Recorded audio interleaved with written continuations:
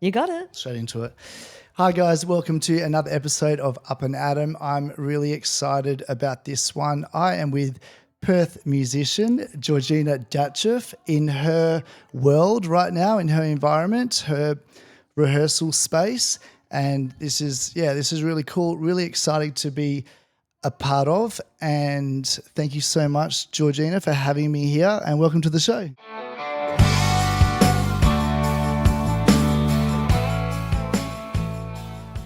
Thank you so much for having me. I'm excited to be here with you. Awesome.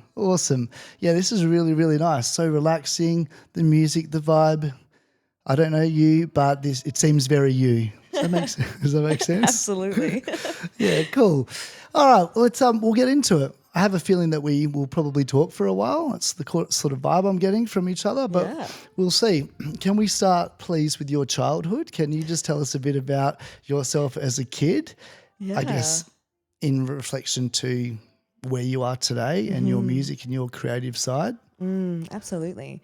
So as a young girl, I was always really happy and wanted to sing and dance and muck around. I'd make little potions and really was wrapped around the music, really. Like my parents had music through the house. My mum's got a beautiful voice, my dad too, and he plays guitar. So I really grew up in an environment where I was surrounded by the music.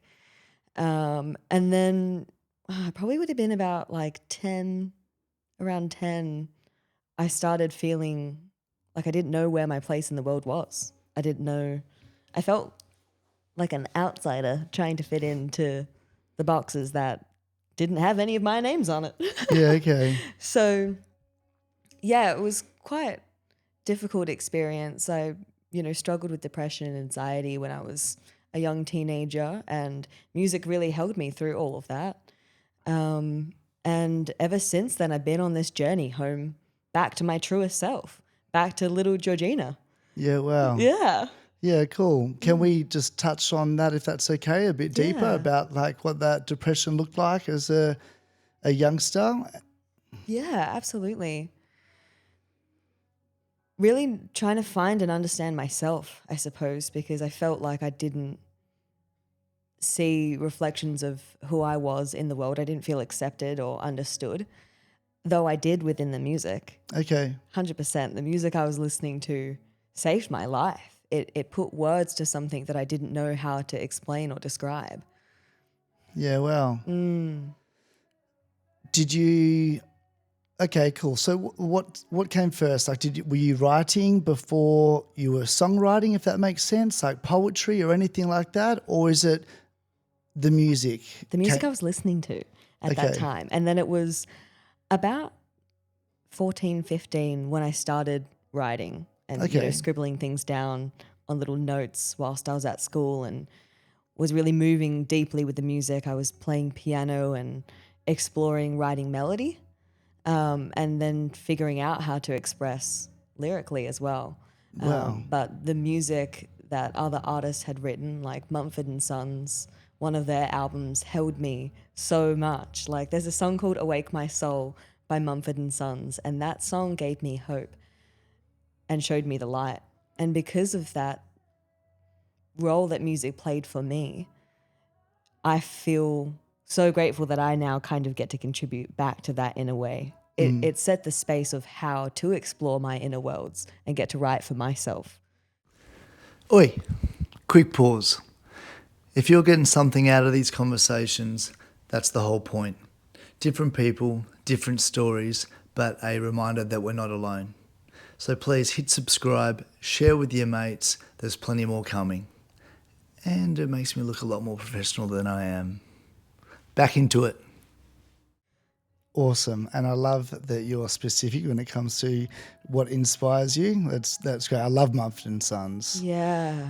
So yeah, amazing. And that, like looking back, that must be so, because I'm trying to write more. I've always had those thoughts, but it's kind of like changing habits. It's not easy if I've gone my whole life without doing it. So even preparing sort of questions for interviews or how I'm feeling, goals, things like that, I really enjoy just getting things out of my head. But it must be so great for a kid at 15 to be already doing that. I imagine that is so like, I love the idea of that, for you to already have that creative side and you're already starting to, maybe you didn't have a plan then, I'm not sure, but it's put you in a direction. Yeah, I really dipped my toe in. I remember actually the earlier stuff that I was writing was really honest. Mm-hmm. It was so honest. And then I showed it to somebody I loved once and they were just like, this is terrible. Really? Yeah. And then it sent me down this road of being in my head when I was writing. And I thought I had writer's block for years. Okay. And then I realized that it's because I wasn't allowing myself to be completely honest. And, you know, creatively, when we write, it's our one space with ourselves that we can be fully, completely honest, which is so important. Yeah. You know, we can't be writing for other people to perceive it, although they may or they may not. Yeah. At the end of the day, it's for our releasing and relieving of an experience and understanding. Yeah. Yeah. Exactly. I agree with that 100%. And if other people like it, great. But it might not be for everyone, but it's for me. Yeah. And I think if you start, well, what would people like, and you're doing that, then it's not coming from like an authentic place. So yeah, that's a really good point. Yeah, So I didn't write my first like full song until actually it would have been 15 when I wrote my first full song, and it was for a school project on the piano. But then I wrote my first full song on the guitar when I was about 17. Yeah, wow. So different kind of timings with them, but it's beautiful to get to have two different instruments to write and express with. When did that start, the instruments? Yeah, so I started learning the piano when I was about 8. Yeah, wow. Yeah. So I got lessons quite young, and I did my first grade exam when I was probably about 12 or 13. And then I was like, I don't want to play what you guys want me to play anymore. Yeah, okay. Because my teacher was always telling me I was adding in, you know, an extra note here or there, or playing within my own rhythm, and which is a beautiful thing, to play the music exactly as it's written. Yeah. But I've always just wanted to feel the music myself. So I'm not super well versed in the theory of music, but I mostly operate from the place of feeling. So I picked up the guitar when I was about 16, 17 and started learning from YouTube. Okay. And I've still been learning ever since. But Wow. Yeah, that's amazing.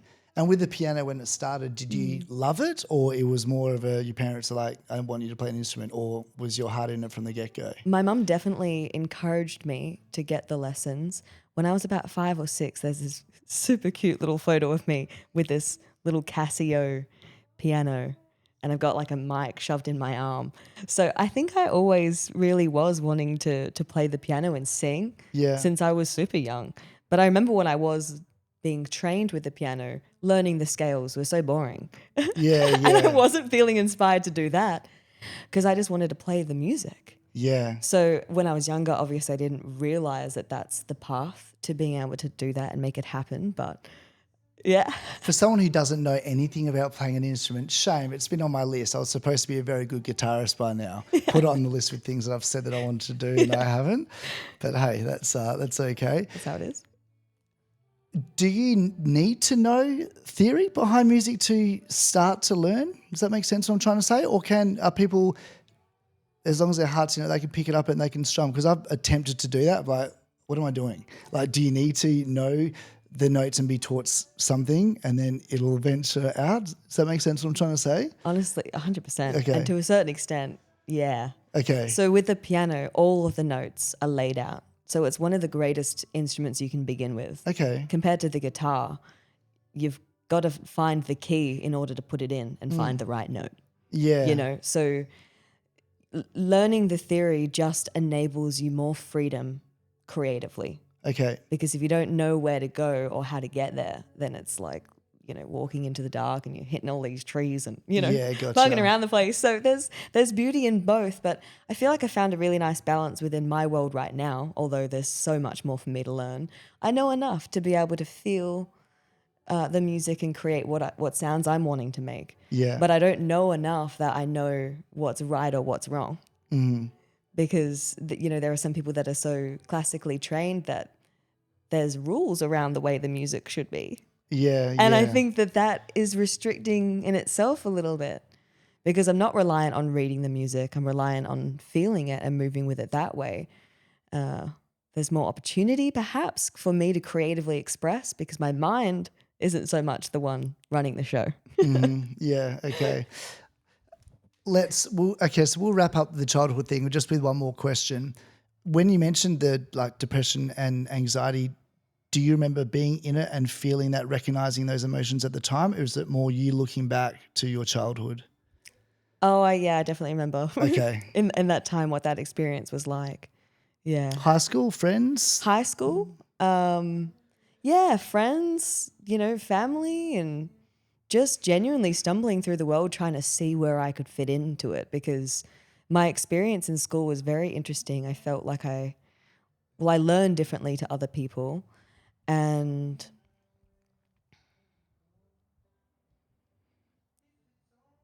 yeah, it was really all about figuring out where I can fit into it because society tells you need to be a certain kind of way. And I never really was shown that music or creatively expressing was a pathway that I could take with my life. It's like go to university, get a job, buy a house, have a family. And that kind of storyline never really sat right within me.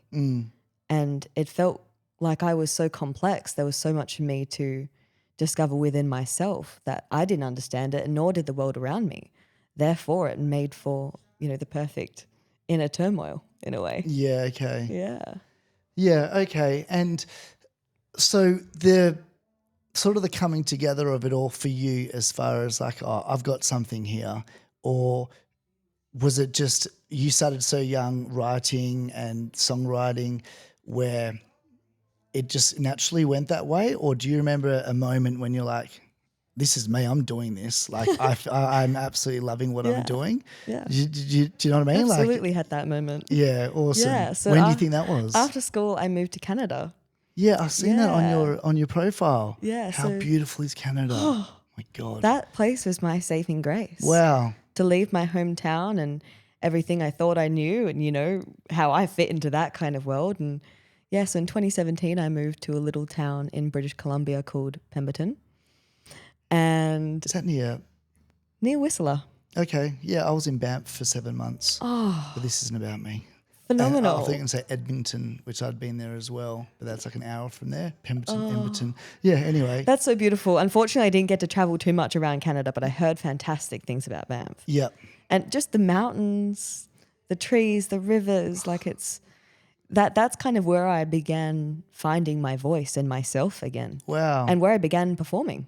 Oh, really? Yeah. So I would get the bus into Whistler and started doing open mic nights there and met the music community and was welcomed with open arms. And then one night, one of the managers at the bar asked if I'd play there on the weekend and they'd pay me. And I was like, what? Sweet. You'd pay me for the music? And Wow. yeah, it was me realizing that, that this is real, being beautifully received. This is, me, I'm being seen and being welcomed, and there's a space for me to express my joy and who I am, my heart song, really, in music. So yeah, it was definitely over there that I realized I was like, yeah, I want to keep doing this. What else is there for me to do That's amazing. other than keep on sharing my music? So It sounds like a really good inspirational sort of time when you're overseas and you get recognized. You know what I mean? It's like maybe this is the world that people who grow up in Perth or wherever they've grown up, but for someone to offer you that when you're on the other side of the world, you'd be like, wow, I've got something here. yeah. Is that your absolutely. first paid gig? Yeah, I did a couple of performances in Perth before I left. There was like a bushfire relief one, which was I Okay. think my first one that I ever did. But yeah, it was definitely over in Canada I started to access the space that I now always write from, really. Yeah, The space of being awesome. really honest. It was where I realized how to get over this idea of writer's block that I thought I was living with and allow my heart to speak. Amazing. A very inspirational place as well to be like in the nature. I was just mind blown when I was there. I was like, are you kidding me? And I'm a pretty like emotional guy. Even in like early high school, if I see the clouds doing amazing things, I'm just like, and guys like, what are you looking at? You know what I mean? Like that's always been me. So when I got to Banff, I was blown away. Yeah. We landed in Calgary and then we had to hitchhike because our mate lives in Banff. And we had to hitchhike from Calgary to Banff. And then being from Perth, I was like, what do you mean hitchhike? He goes, oh, everyone does it. Like, it's all good. But there's 5 of us from Perth. We need to split up 3 and 2. Okay, cool. And then some of my mates got picked up by this Japanese family, and it was just a bit like, But then we got picked up by this guy, just a little side story, Yeah. this little piece of shit car, but he had to like move his bong off the passenger seat for us to sit down. Like, I'm talking like and we didn't expect, it was a 1-hour drive from Calgary to be in the middle of the Rockies, and he's driving and blazing. So we followed. So you got the full experience. And then all of a sudden I was just like, it was the best memory ever. Like so happy to be like, I was 24, to be with my mates across the world and to see that and the hikes we did and stuff, man. And They never leave you. Oh my God, they don't. Still to this day, I don't know if I will ever say that I've been anywhere more beautiful, and it's just so different to where we live. I remember walking, I worked in a restaurant and it was freezing cold. It was in winter, and I heard this like sound and there's no one on the streets, and I look up and there's this giant elk and its antlers were huge, and we just had this moment. Oh my God. I've seen dogs and cats in Perth, you know what I mean? And it was massive, and its things were huge, and we just had this moment, and I was just like, where am I? It What was is so that? beautiful. That's amazing. Yeah. That's phenomenal. Unfortunately, there was just a whole lot of sort of marijuana and stuff where I didn't really get into touch with my creative side like you. But hey, different experiences. Still got graced by the land. My Oh, goodness. yeah, What a yeah. place to be. I dream of that Amazing. place. I look forward to returning one Are day. you going to go back? Oh, 100%. Yeah. Yeah, when music allows me. How long were you there for? I was there for 2 years. Wow. Yeah. Who were you traveling with? I met my brother over there actually, Okay. and he had a year whilst I was there, and then him and his partner left, and I had the year there by myself, which was amazing. And I just got fully immersed and welcomed into the community there. So good. I made a whole new life for myself, and coming back felt so weird. It felt like stepping into a past life. Yeah, I was right. like, I am completely different, and all of this is looking the exact same. Yeah, it's a bit like that, isn't it, when you come back home? Yeah. I mean, I love where we live, but you can't help but feel that way. And I think because my parents are, like my dad's English, my mum's Egyptian, maybe that was like ingrained in me. I went traveling all through my 20s and started working and I should probably get a job now, pretty damn late. But I never pictured I'd be growing up where I was raised. I just assumed I'd be living in Canada. I just did not think I'd still be here. Wow. I'm okay with it because we live in a beautiful city and You it's do. safe. But I just had that. I just never thought that. And I always thought that as a young kid. Anyway, I'm here. Yeah. I'm here. How many gigs did you do there? Like, were you performing and getting paid for like a chunk of those 2 years? Yeah. It was probably like mostly in the second half of my venture there. Probably within the first 6 months, I started doing, the open mic nights, and then started performing every weekend, couple of gigs a weekend. And it was the perfect space to understand how to feel comfortable and regulated on a stage, Yeah. without being in Perth where everybody knows, or people knew me or whatever. On a stage where nobody knows me, I could do whatever I want and figure it out, stumble my way through I it. was going to say that, yeah, sort of being nervous and getting on stage and stuff, it probably would help when you, even if there's no one that's in the crowd, knowing that this is your hometown, a bit more nerve-wracking. Yeah. You maybe feeling that judgment of people like, what is she doing? Like, is this, just worrying a bit more? Let's talk into that if that's okay.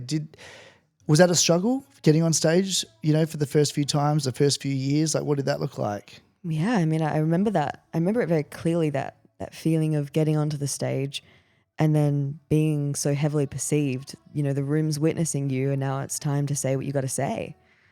And it's like, oh, how do I say what I have to say? Because am I saying it for you? Because when I was saying it for the crowd, it was a little less easy to be balanced. Yeah. But then I realized that the whole point is to be in the music, fully with the music. Let that be the thing that holds me and sing it for myself and let other people be a part of that experience instead of directing my energy outward so much, being within the music of it. So yeah, it wasn't so straightforward to begin with. I was like, well, my body feels weird. am I thinking, how do I speak? Speaking on stage is probably the hardest thing that I had to learn instead of just getting up there and playing. Interesting. Yeah, because speaking feels way more nerve-wracking. That's definitely taken me a lot longer to master, and I'm still learning how to do that than just getting up there and singing. Yeah. Yeah, wow. But so we're not talking like fear as in crippling fear where I don't think I can do this, get on stage and sing. It never really got to that. Well, that's good. For me, no. I think that it's because like forever, it's all I've wanted to do. Yeah, okay. So it always has been something that I felt somewhat right. Yeah, wow. Yeah. Yeah, awesome. Yeah, that's really that's interesting. Do you need to talk much? Like when you get on there now, or are we just talking a general thanks for being here? Or you like to sort of speak into each song? What does that look like when you're on stage? Yeah, I think now I really do like to welcome people into a bit of my experience of the song they're about to hear. Okay. Kind of welcome them into the journey of it, prepare mentally. This was my experience writing the song. And of course, everyone's going to listen to it and hear themselves in it, which is the beautiful thing. But personally, I really like hearing an artist share what they were experiencing when they wrote the song. Yeah. Kind of sets the tone, and then I'm like, oh, okay, I'm ready now. Give me it. Yeah, yeah. Deliver me the song. Yeah, amazing. Yeah. I love that as well. And and I'm so happy that you're my first musician that I've interviewed. I'm really happy. Honoured. So thanks again. Loving this. But because I love music so much, it's enough to like make me cry as a kid. Do you know what I mean? I do. Phew, of course you do. And just the levels where it can take you. And I heard, side story, I heard the church under the Milky Way. Under the Milky Way tonight, I wish I knew what you were. And then that, like I heard this on Double J the other day, I'm just cleaning up the house. Yeah. Instantly, 24 years old, broke up with my girlfriend, sitting on this balcony, a house in Joondalup that I was renting, tears, and I was just there. Yeah. And I was just like, That's the amazing. emotion that came back, and I'm Yeah. like that with so many different songs, it just takes me there to almost like a deep level where it's like, I wish I could go back there and be like, oi, you're gonna be good.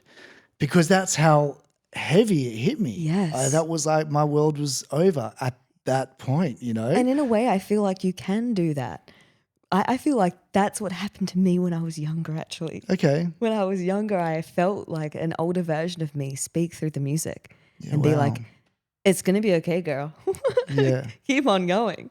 Yeah, that's an amazing experience. Yeah, cool. Yeah, and when I listen back to that song, the feeling in your body when you listen to a song that impacted you when you were younger is like nothing else. Mm-hmm. One of the most amazing experiences, truly. Isn't it funny as well where you will never get sick of a few songs? You know what I mean? 100%. Hundreds of songs, I will get on Shazam, I hear it, new music from around the world, and be like, I love this song, and I'll smash it, and 2 weeks later it's gone. And that's the way it is. Gone as in, it doesn't hit me the same. But there's a handful which I will never Rinse and repeat I will forever never until I die. Until I'll never get sick of. Yes. Mazzy Star, Fade Into You. Oh. Shut up. I know, honestly. Too good. A that's song just- I wish I wrote. Yeah. Timeless. Timeless. Yeah. Yeah, there's a handful. Oh God, where was I before we? But I love talking about music, and for those reasons, it's a beautiful thing when it does take you back. And even though it was a hard time, just to remember the waves of life that you've been through. It hasn't always been smooth sailing. There's been that was a really tough time. Another little side story. This isn't about me, it's about you, but I've just got one if I can share it. Please, would love to hear. I was on a flight. I think I was going maybe to work or something, and on my playlist, I can't remember what playlist it was, but it was on Spotify. It was maybe yep. I think when it produces like your top songs you listen to in whatever year. Good. I love that feature, by the way. And much. and I just did a random scroll, and where it stopped in the middle, the two songs, the title of the songs, it just took me straight back because I had just called it off with my wife. We're in Margaret River with my mum and my sister, like a little family holiday, but I was in the depths of it. Like they were like, we need to get away and trying to be okay, but really it's for the best. But it was like I was in the thick of it. Yeah. that was a particular song. But then the song underneath that was a song that I just met another girl 6 months after that, and then life had changed, and I had met this girl, and she was like so different to my ex, and the song that made me feel I'm back, and the love that I've had for this girl. And it was just so crazy to see those two songs next to each other. And I was just like, Whoa. yeah, I was like, man, it wasn't just that one, like I said before, that my ex-girlfriend, but those two next to each other were the ones I listened to the most. And it was only a few months in between them where that was down. I can see the trees in Margaret River. I know this sounds crazy, but I could almost remember the smell of me sitting on the grass. Yep. And I was like, I need some time alone, mum and sister. And then when I've met my next girlfriend Jessie, that feeling of like new love and excitement. That was a Fred Again song. What a sweet feeling. Okay. And the gift of music to carry us through it. Exactly. It's this amazing force which holds so much sensation, as you mentioned, the sense of smell, that you could still feel the memory of that. It's such an amazing force that we have with music, truly. Yeah. Oh, it really is. That's so cool. Okay, where are we? All right, cool. Let's talk about sort of like collaboration and people in your band or who you get up on stage with. How did that come about? How did that come about? Did you have to reach out to people and say, I wouldn't mind another guitar on here, or what does that look like? Yeah, so I've been solo for pretty much the whole time, really. I did work with a cellist back in 2021 for a little while, but A what, sorry? a cellist. Oh, okay. Yeah, the big old medium-sized violin. Okay, yeah, cool. Yeah, and that was beautiful. I love strings so much, but I spent a couple years touring up and down the west coast by myself in my van, really. Oh, wow. Which was so wonderful, and I really loved that experience. And I was quite happy doing it independently and on my own, and I was very stern on being quite independent for a long time there and wanting to do it all myself. And yeah, now I'm at the point where it's so beautiful to share the music and have other people contribute and bring their essence and melody to the experience in co-creating a fuller sound. So yeah, it's still quite recent for me to now be working with a beautiful woman called Rhiannon who plays violin and sings some backing vocals as well. And yeah, I met her through a friend, and she lives close as well, and she's a teacher, so she teaches the music as well, and she's a beautiful woman. So we connect on a friendship level and musically, which is really nice. And I'm about to meet another bassist tomorrow. Yeah, wow. Yeah. And is that something that you can kind of picture? Like, I feel that a bass would sound good on this particular song, and you'll reach out to someone? Yeah, I'm looking to get like my little core kind of group together. So I've had a few session bassists that I've worked with to find, kind of the sound I'm really looking for. And I feel like I'm quite clear on what I'm wanting now, which is nice. So yeah, wow. Yeah. Yeah, I awesome. think I'm pretty happy with the trio vibe for now, to have some strings and bass to just add some extra holding space of the music. And yeah. How does it feel being that's your thing and you're sort of in control of that?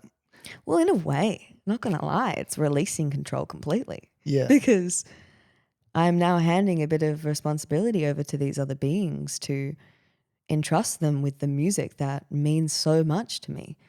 No longer do I have full control over the music and how it's delivered, but I have to, loosen my reins enough and allow other people to come to the space with me and trust that they're willing to step wholeheartedly into the music as well. Yeah, wow. And hold that energy alongside me. So I feel completely out of control in a way with it. Yeah. But the more that time passes, the more, synergy that's created between us and the flow. It's beautiful. It's a beautiful thing to witness and experience. Oh, for sure. Yeah. I bet their like contribution. Is it hard to be like, nah, not digging that? Sorry. Well, I feel in the beginning it felt a little bit awkward, but again, it's more, space to put into practice me using my voice and speaking honestly with people. And I think if you're going to be contributing to music, you have to lay your ego and pride down and be willing to know it's about servicing and serving the song, not about,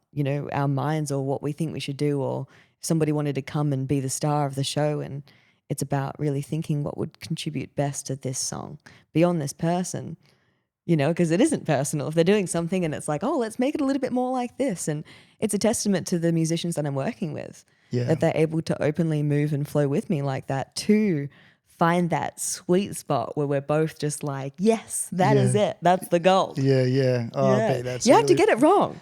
You have to be willing to sound a little bad in order to find the gold, which that's is important. Where the courage lies, because it's, you can look at a musician and be like, wow, they're so naturally talented. And it's like the hours, the hours that go into devoting yourself to the craft. And oh, mate.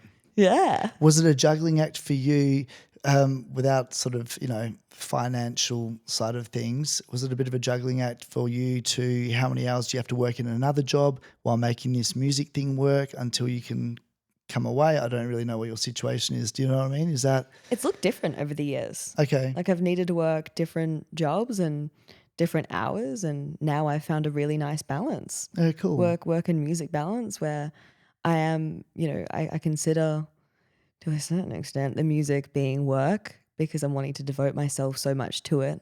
Though just playing for myself is always going to be a very high priority within the music for me.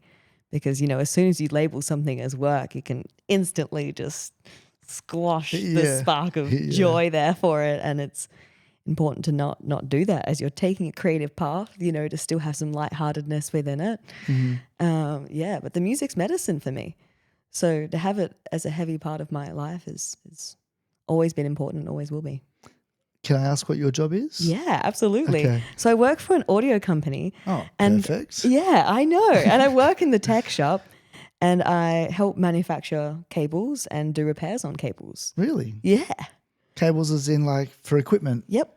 Yeah, right. I never XLR cables and things, and the big cables that hang the speakers in the air. And I never thought I'd find a day job I actually enjoy.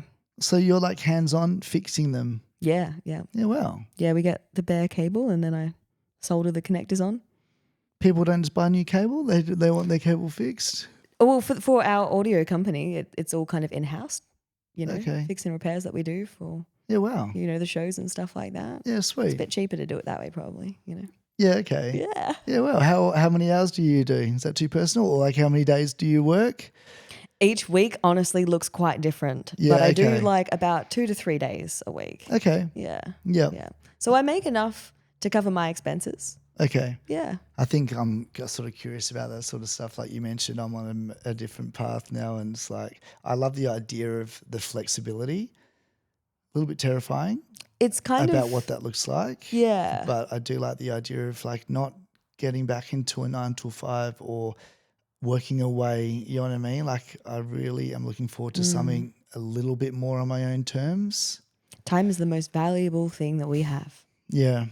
So I choose to spend more of my time with the music, which is then, I'm not making as much money right now as I could be, but that's because I'm choosing, I don't want to use the word sacrifice, but it is in a way. Yeah. Because it's like, can't do all these big fancy trips or whatever, but the value of getting to be with the music and continue building this is beyond the money, Yeah, for sure. Yeah. And we've all got to do what we love. Well, yeah. And find a new path, because the systems are crumbling and the way we thought it should be, all told, with this 9 to 5, which I understand to a certain extent, but we've got to make new pathways. Absolutely. Find new ways.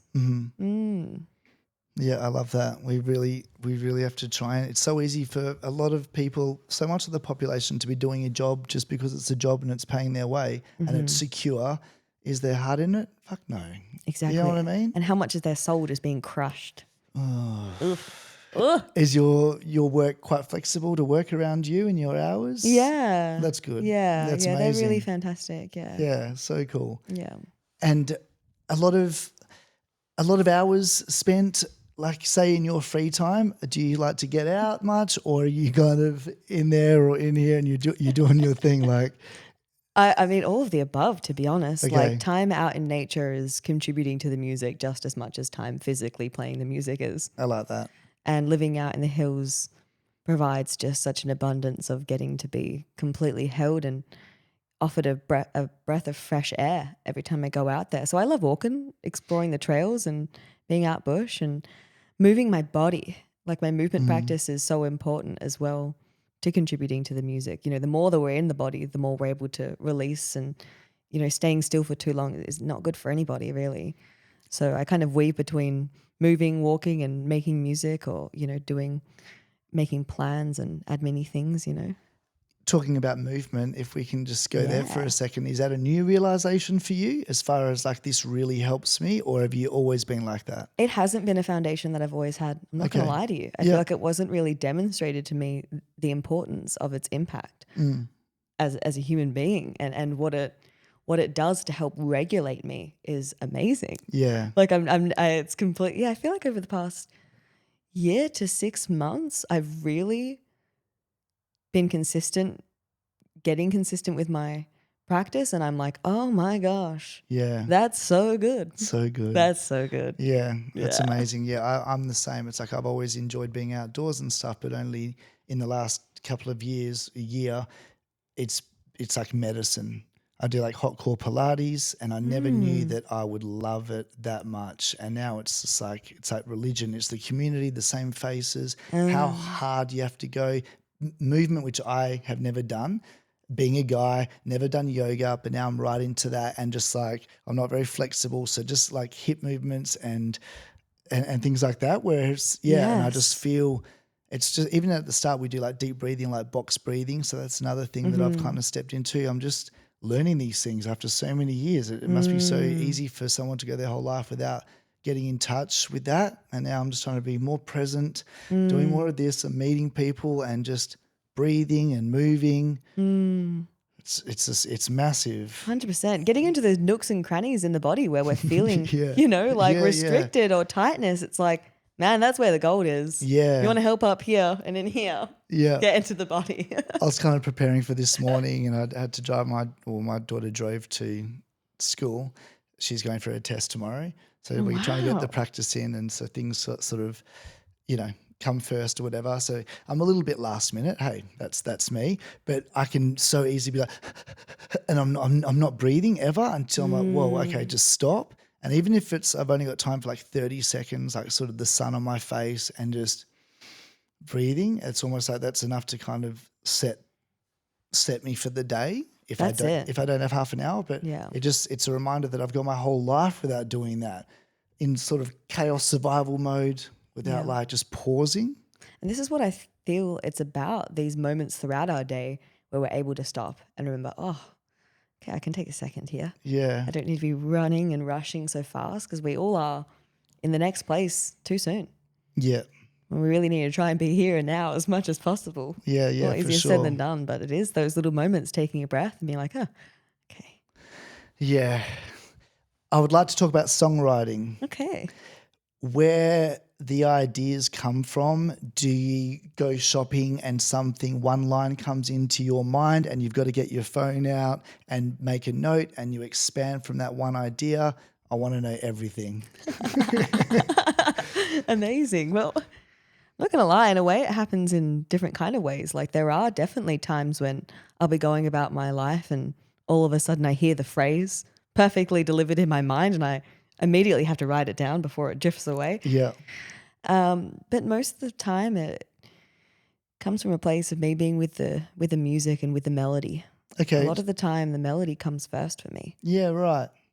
And I just allow myself to be moved by the music. And I don't like to rush the process either. You know, I let the melody come and marinate in it, and then when the time's ready, I, you know, hit record on my phone and allow myself to be really, really honest. Yeah, wow. And just sing what my heart wants to say without judgment, and just allow the space for me to be. And I think that that's really the key to then accessing that flow state where then all the song kind of gets to move through me and I'm witnessing it be expressed. I feel like I'm in the passenger seat most of the time with the music. I come at it with a curious mind in a way, and yeah, beyond what I think it should be or how I think I should address the situation I'm singing about, and I just let it be. It feels like a really nice, like, in the quiet of my room, the safety of my Oh, space. God. And Sounds so relaxing, yeah, it really peaceful. is. It's beyond a satisfying experience. Like, I just wrote a new song a couple of days ago, and I was not expecting to write a new song. And all of a sudden I picked up the guitar and a new melody came. And then I started singing really honestly about what I was experiencing. And it was beyond healing and satisfying for my being. Yeah. So, and then like sometimes the song comes through all at once and it's, relatively revealed quite quickly. Or sometimes I sit with it for a moment and I tend to it and rearrange some things, adjust some words and see where else it wants to go. I try and take the inspiration as far as it will take me until I can't take it anymore. And then the song's revealed and then I marinate on it and record it or sing it again and the next day. And Cool. sometimes they continue to evolve as well over time and sometimes they sit happy as they are, as they first came through. Yeah, well, that's interesting. So obviously you need to be quite versatile on the guitar, kind of what I was saying before, where if the music comes first, then you're playing some different notes and then some lyrics will kind of come to mind. I guess if you, in your situation, yeah, if you only were strumming the same thing, then you might be quite limited. Whereas, yeah, I didn't know if maybe the words come to you first, an idea or a topic, but I guess that's a common way for musicians. They're strumming away and then that brings up emotion, which leads into words. Another question for you, which I've only just thought of right now after you've been talking into that, which I've never thought of before. I can imagine you write a song, well, not you, anyone. Yeah. Let's say you. You write a song and you're like, okay, I'm really happy with that. Is it hard to know when to stop working on it, or do you write down a song? I'm thinking about me with stand up. I'll write something. Oh, that's funny. That's good.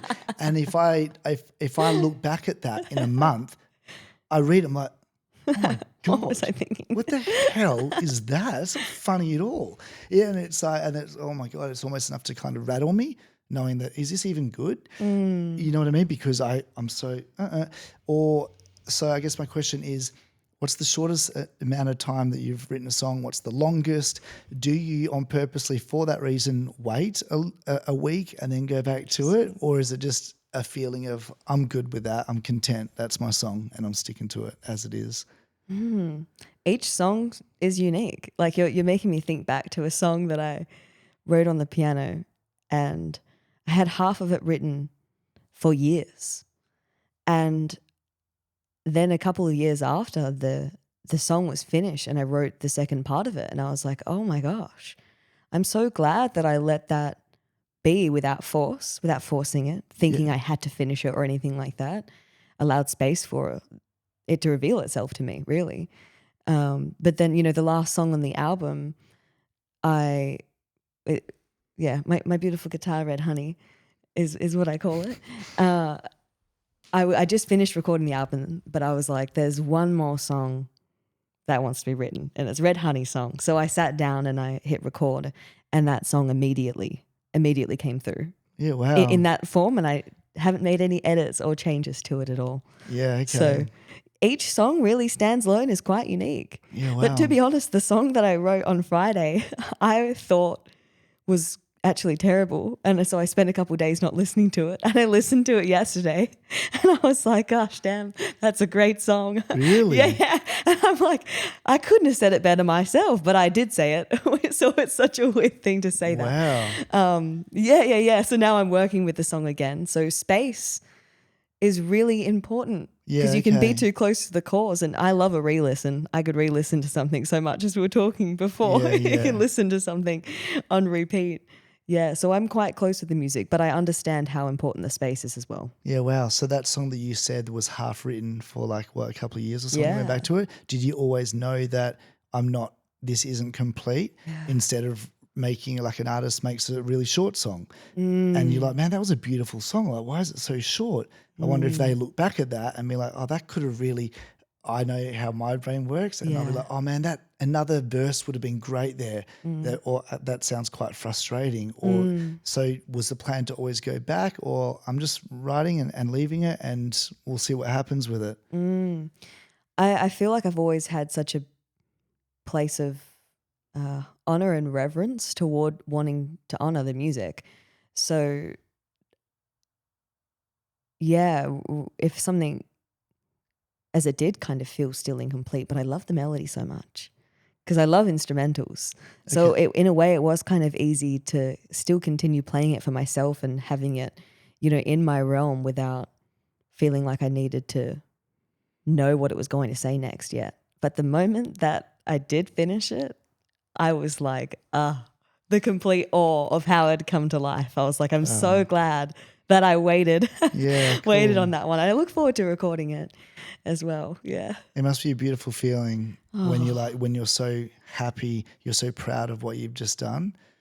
We were kind of talking about that before we started, and I'm saying like I have a big smile when I create a reel, and it just paints a picture. It's just a little bit of creation, but for me, it's like something that I've never done before. I'm just like, that's my piece of work. Yeah. It must be amazing to write a song and be like, oh, that is like I'm proud of myself. It's beyond one of the greatest experiences like I have ever experienced, getting to write music because it really just offers the space to say what you got to say Yeah. in a safe space. And because now like I'm performing more and I'm recording my music, I have that little bit of awareness in my mind about how the song may be perceived Okay. or other people hearing it. Yeah. And I really try and make sure that voice is very, very quiet, if not even heard or taken into account at all when I'm writing, because the anchor point has to be within me and within what I'm creating. And I think all of us as creatives have to aim to create something that we love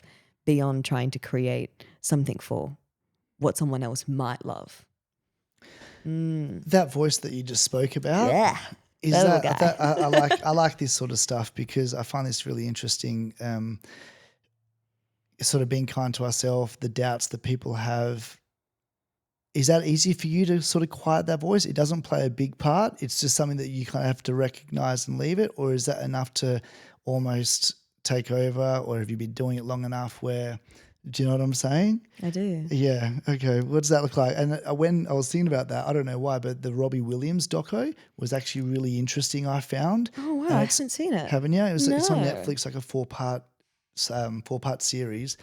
Not that I'm a big Robbie Williams fan, but it was an Yeah. amazing doco. But his life or his dream of headlining Glastonbury, like one of the biggest festivals.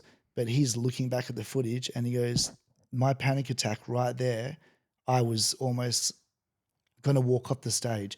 So, and you can kind of see it, but you wouldn't really know if you're in the crowd. I just find that so interesting. Whereas it's where he wants to be, but the demons that he's fighting internally, and he would see things in the crowd and stuff. It was actually pretty hectic.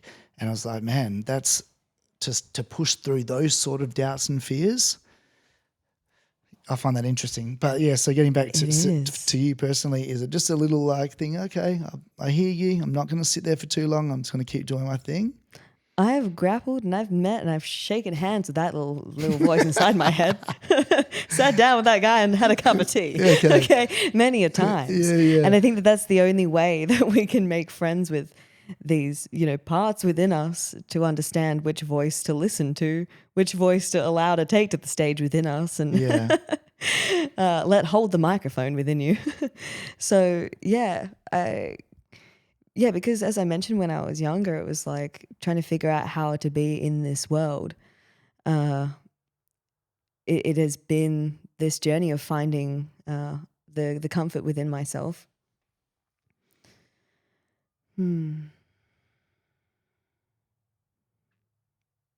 And what really matters, because the ego wants to protect us and, brace for impact or whatever. But the music's been that safe space for me. And I feel like I will never let that be taken from me because of, the mind and the what ifs or the what could be's. I remember actually it was a couple months ago now, and I played Red Hill Auditorium for the first time, which was a huge achievement for me. Wow. Yeah, Congratulations. thank you. What an amazing stadium.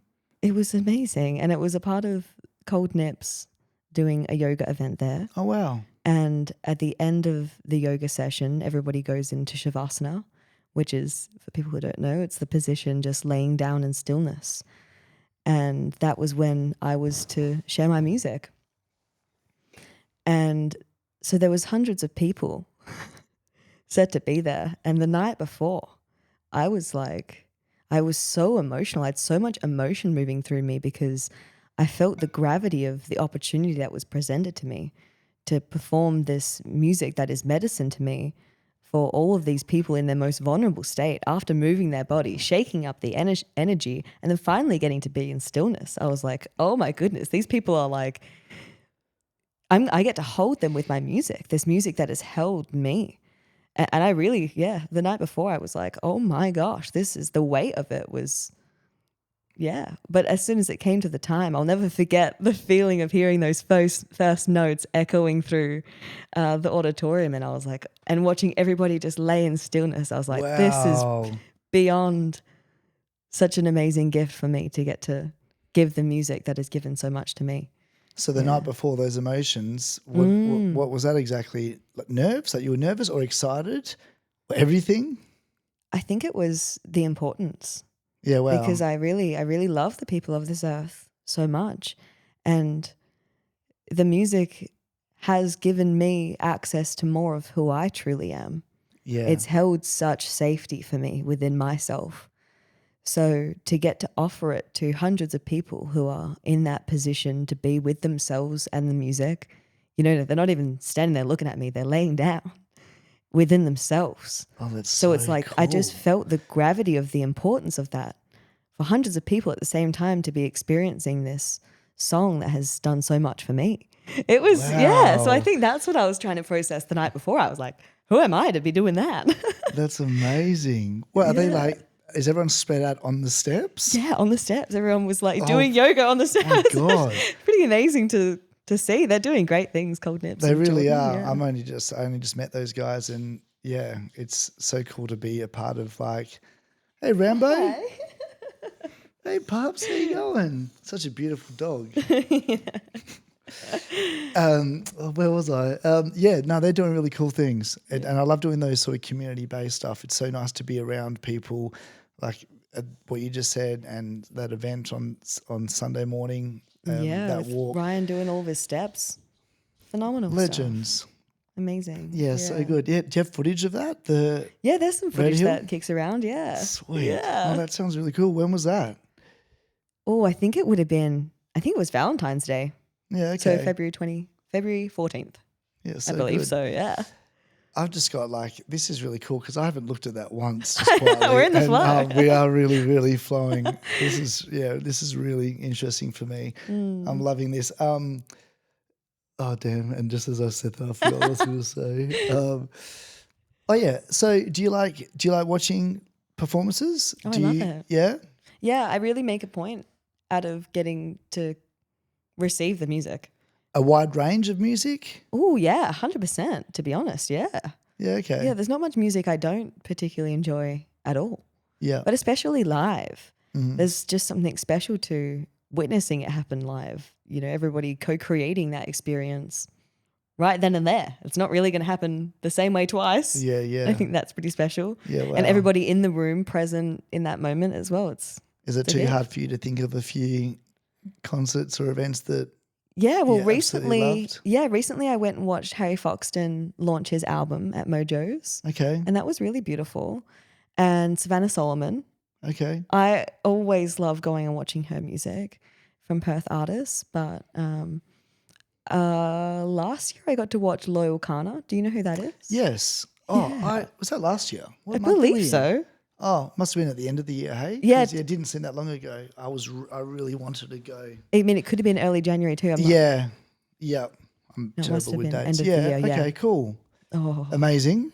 it was next level. It was one of my favorite performances I've ever witnessed. Damn it. Yeah. He holds the stage so beautifully. Like he's got a really good presence, and a fantastic catalogue of music. Wow, he does seem like he has a really nice presence. Like I've seen him on his Insta reels and stuff, and him just speaking. Yeah. Oh, exactly right. Seems like He's a got good a heart of dude. gold. Yeah, 100%. yeah, wow. And that radiates through the crowd. Like it's really nice to see people that are grounded within themselves, get such beautiful success. Yeah. Mm. I can't go to a pub or in the beer garden or whatever, not that I go to the pub much, but say I'm picturing like here in the hills, a Sunday event, someone's got their guitar, anywhere. When someone finishes a song and it's just silent, I struggle with that. If I'm the only one clapping, I have to. I have to. And maybe because I don't know, it's just, it means something to me. I know what it means to them. I've kind of been on stage and done something, and it's like I want them to know that it's been recognised, and it'll just be me being quiet and then him just going, hey, thanks. I love that. And I find it's not rude. It's not about that, because people aren't, again, as what we were saying before we started recording, people maybe didn't know that there was going to be music playing. The winery or whatever, they've just got a singer there to play music. Great. But it's like, okay, well, now that I am here, you've got my attention. And I think it just goes a long way. Even if it's one person, it's just that recognition. 100%. Just like, I recognize that you're creating and adding to our experience right now. Yeah. But, and that's another thing that was really big, beautiful process of me understanding how to feel comfortable on stage. Recognizing I'd play, my first set of a 3-hour set and be like, oh my gosh, did anybody even... did I add to anyone's experience? Did they notice it or anything? And then people come up to me and they're sharing such beautiful things. Yeah. And I'm like, people are just fully present within their experience with the people around them, and they're sharing joy, and I'm adding to their experience. And that's a beautiful thing too. That's a good way to look at it. So as much as it's so nice for people to stop their experience to clap in that environment as well, I also can understand that people might not even really register that that's happening. And they're just so present in their experience with their people that they're there with. Yeah. But it means a lot when people stop and clap as well, of course. you know. I don't know if it's just the way my brain works, but sometimes I even say to myself, if I find it quite uncomfortable and I feel bad for them, I think, Adam, just pretend you weren't here. This is going on without you being here. 100%. Don't let it be my problem. Because it can be awkward to be the only one clapping. Because I'm a sucker for it too. If I see people, I kind of like it. Yeah. Also, sometimes people just need to recognize the song's over, and now it's time that we can clap if we want to. Exactly. Did you say 3 hours? Yeah. Usually, if you're doing like a pub gig, it's a 3. Oh, okay. 3 a hour. few little breaks and stuff. Yeah. And 3:45 minutes is usually the way. Yeah, it goes. cool. And do you do many of those? Not so much anymore. Okay. No, I used to quite a bit, especially when I was touring up and down the coastline. But not so much anymore. Yeah. And I like that, you going up and down the coastline. Sort of how far did you reach, and are these planned events, or do you get somewhere and say, I'll be here for a week if you want me to get on in your beer garden area? How did that work? Yeah, so to be honest, how it happened was I bought a van. I needed a vehicle, and I was like, you know what, I'll get a van. This van was called Moonrider. Okay. Wicked. And then I was working an office job at the time as well. And then I was like, you know what, I'll just do I think I was living in Cottesloe, and I found out that I was needing to move out of there right as I was getting the van. And I was like, maybe I'll just move into the van and hit the road. Yeah, wow. So I started booking shows up north, and then ended up booking them as far as Broome. Wow.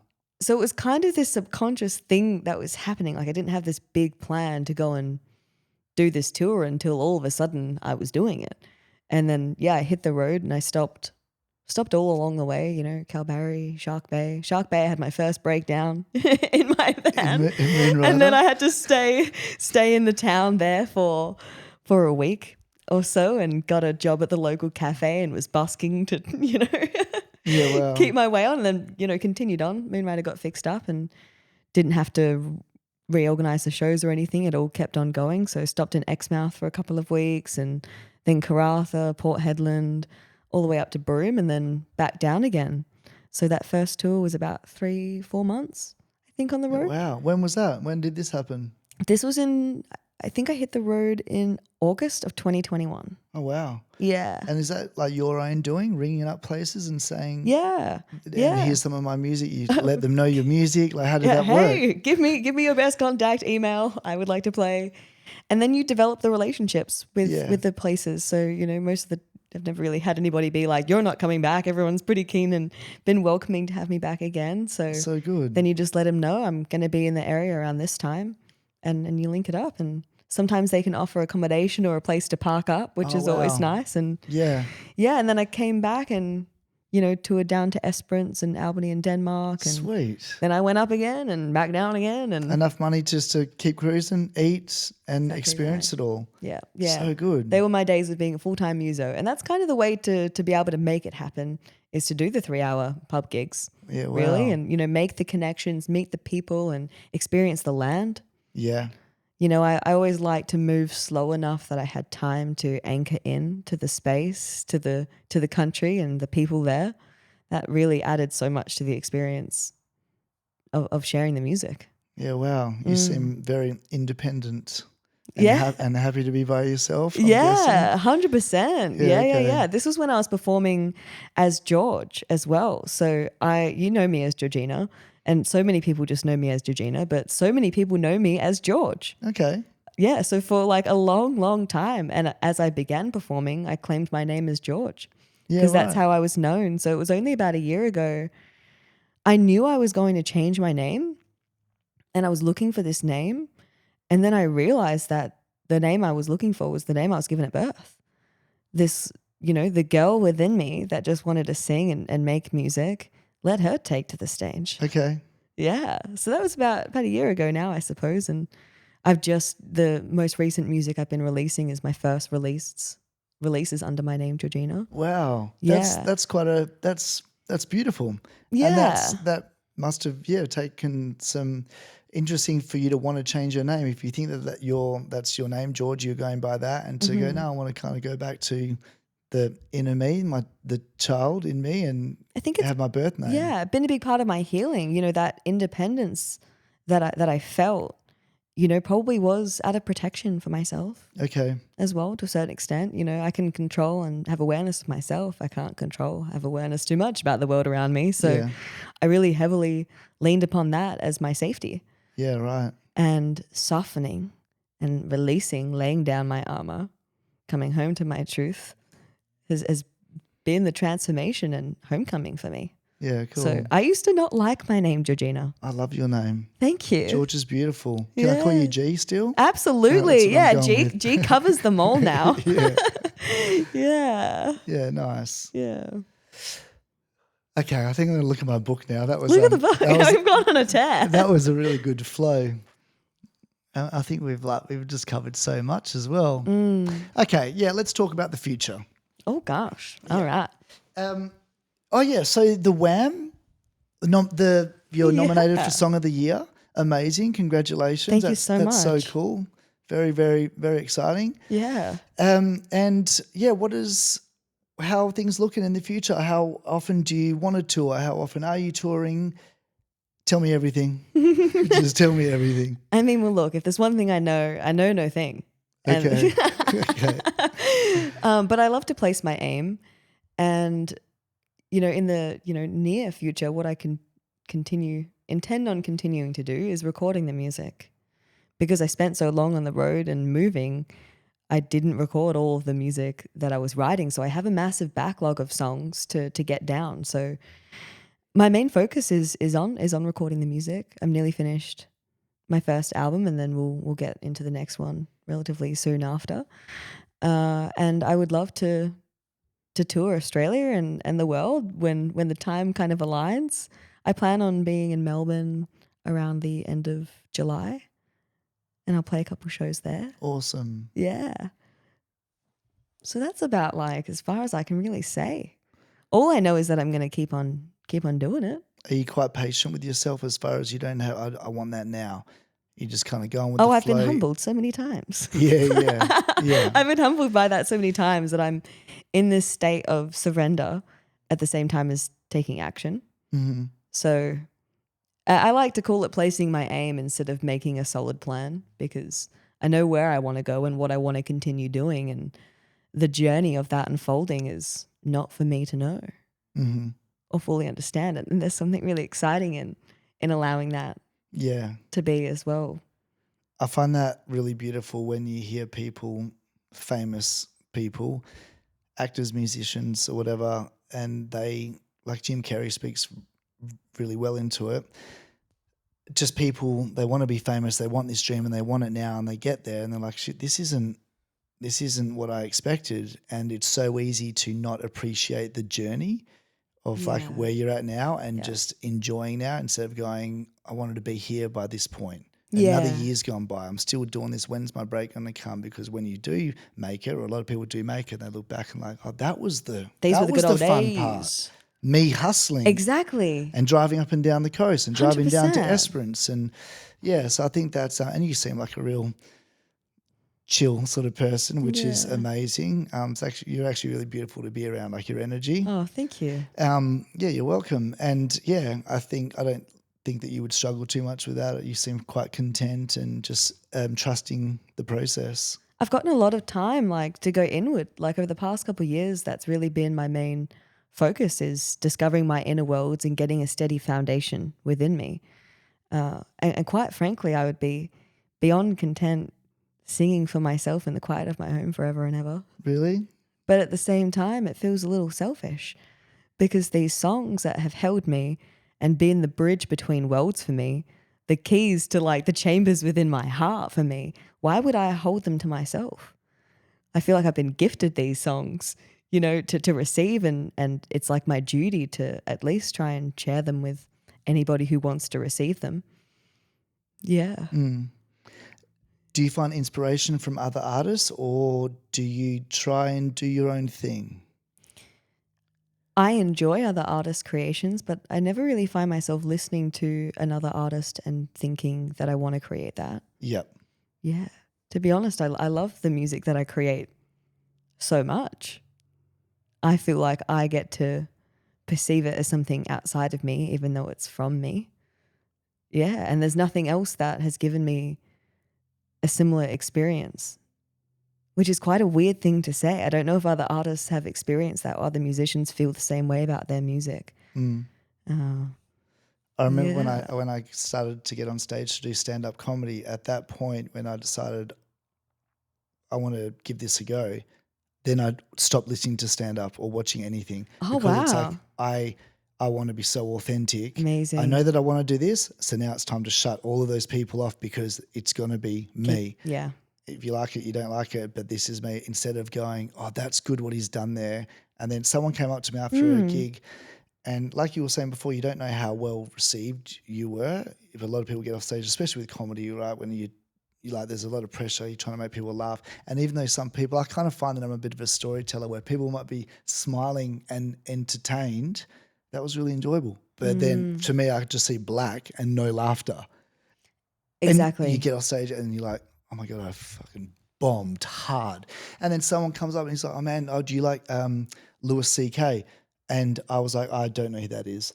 And he goes, what? He's like a big comedian, but he goes, oh, you remind me of him a lot, like your style. And I was just like, oh, cool. Well, I'll take that. Thanks. And I found that interesting. It's like, he may have thought that I listened to that guy all the time. And I was like, no, this is just me. I don't watch anyone. But I just happen to, sort of follow that guy's style.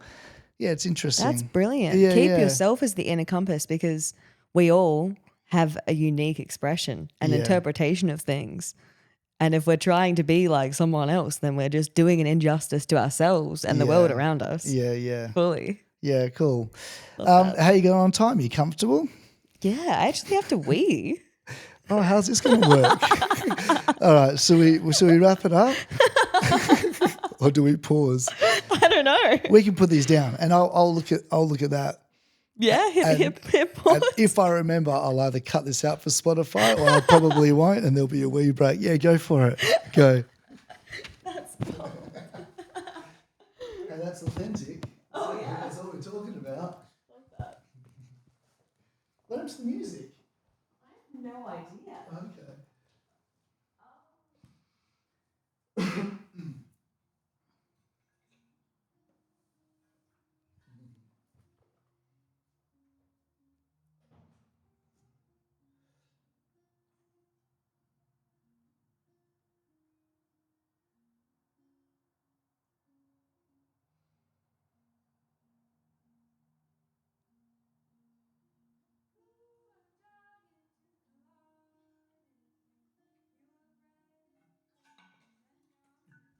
Okay, I'm just going to talk into this little break in case I forget to edit this out.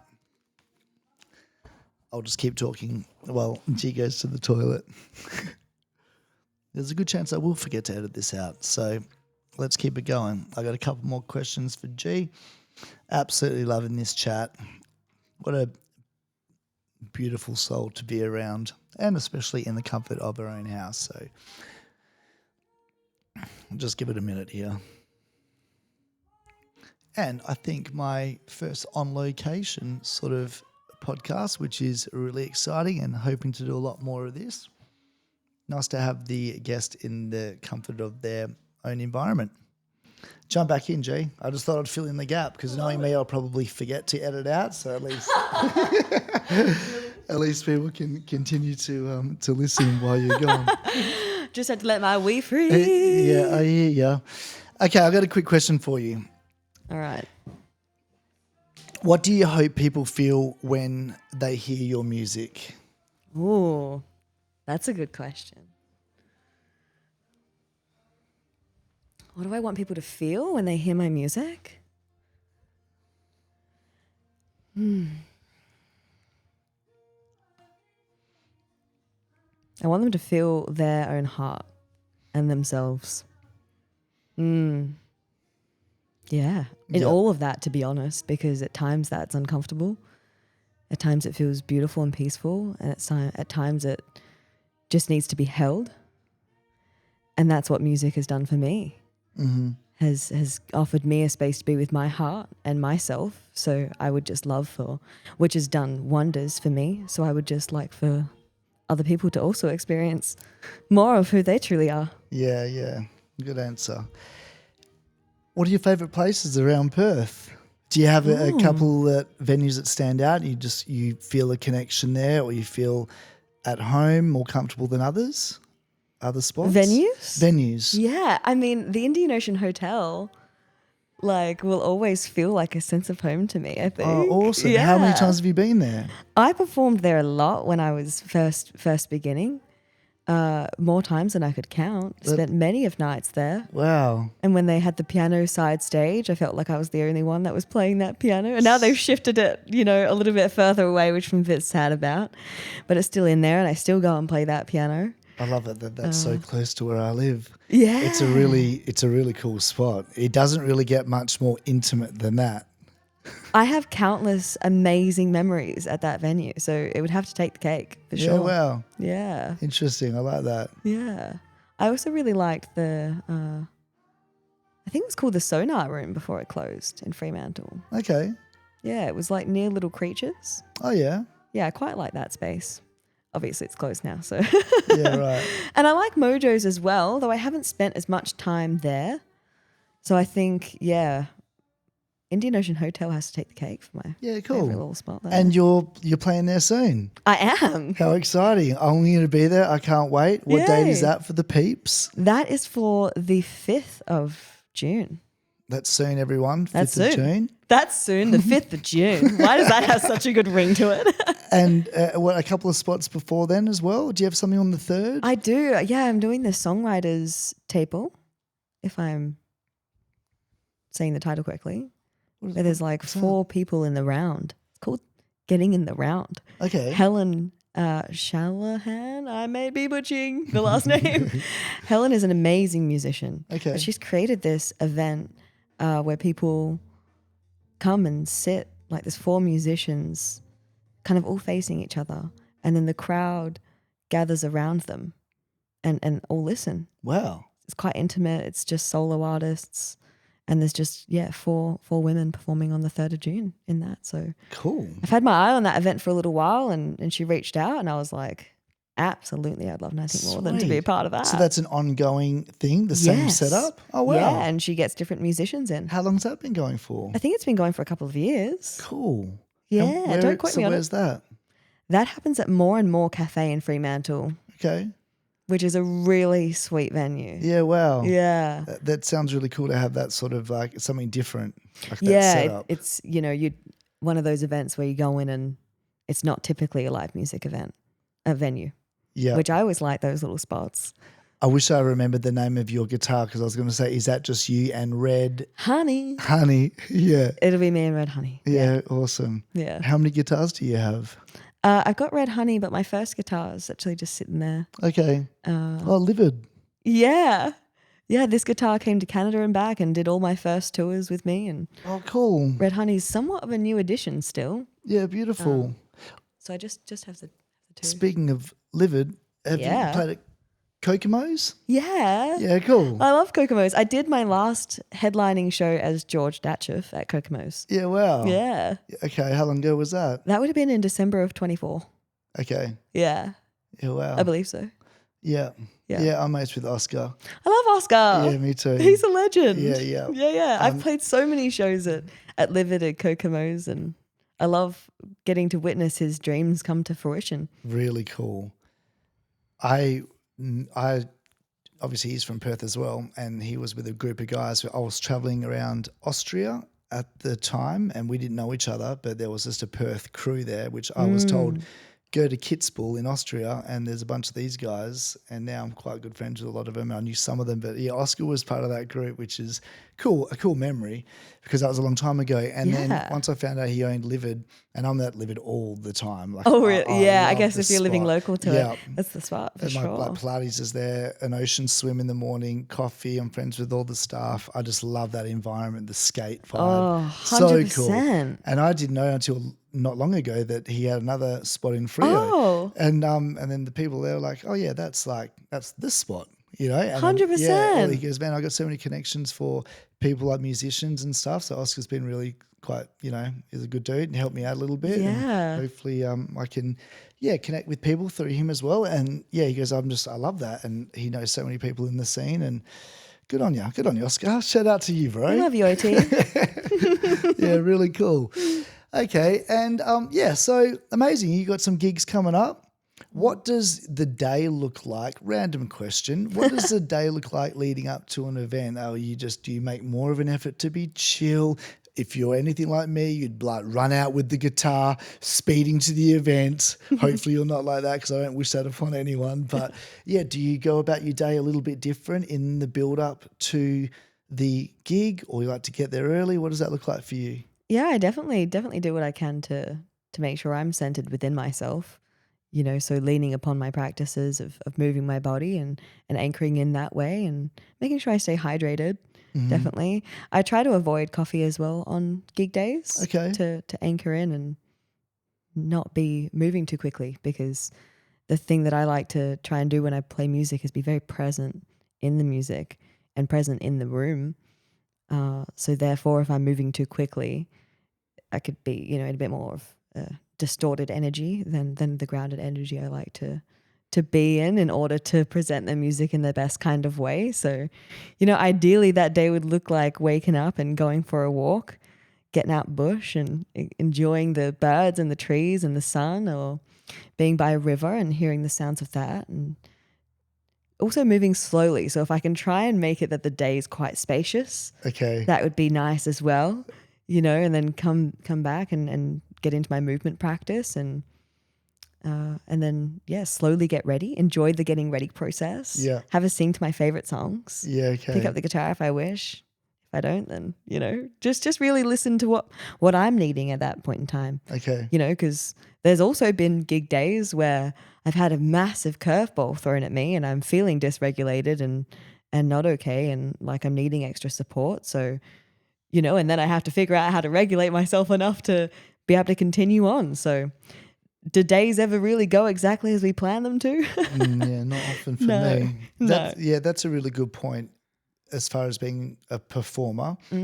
Obviously we all go live, you'll have something booked in like months in advance, an event or something, and life hasn't gone to plan leading up to that gig. It must be quite difficult sometimes for you to keep moving forward when really you just want to cuddle up in your bed and put a movie on and not go and leave the house. You know what I mean? Like it must be difficult at times. There was one experience I had a couple of months ago where I was just about to do a gig and be interviewed at the gig as well. And right before it, I got the biggest bomb dropped on me. And I was like, what?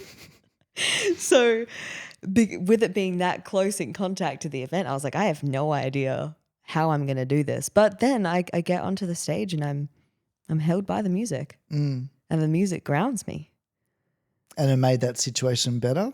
It was the only thing that got me through, really. Yeah, wow. So it's like, even when life can seem so crazy or like I have no idea what's going on, then there's the music and it makes everything make sense. Yeah. So I honestly don't know how other people are getting through life without music so without heavily. their release. Yeah. Because I know how much I rely on it and how much it gives to me and how well it holds me. So even through the absolute chaos, the music's there. So yeah, thanks for that. That's helped me as well. That's motivation for me as well, your answer. I think it's really important to know that is your fix, and be kind to yourself, and that is your release. Don't be discouraged by things we can't control. Yeah, awesome. So I'm really looking forward to coming and seeing you play and chatting to you before. That'd be awesome. I'm looking forward to that. Let's wrap it up with my final question. Wrap. All right, let's do it. I think we've done well.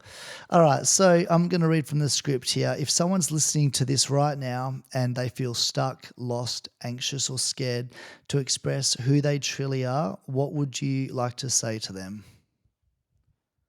Well, that's exactly what you got to do.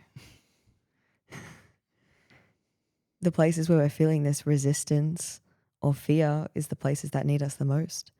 So if you're feeling lost and scared to express, then that's because you so heavily have something that needs to be expressed.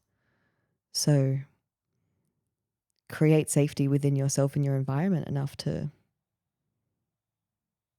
do it and have fun with it. God damn, we take things so seriously. Mm-hmm. And release the idea of something being good or bad, because it's not about it being good or bad. It's about it being what it is. Yeah. Good answer. Yeah. All right.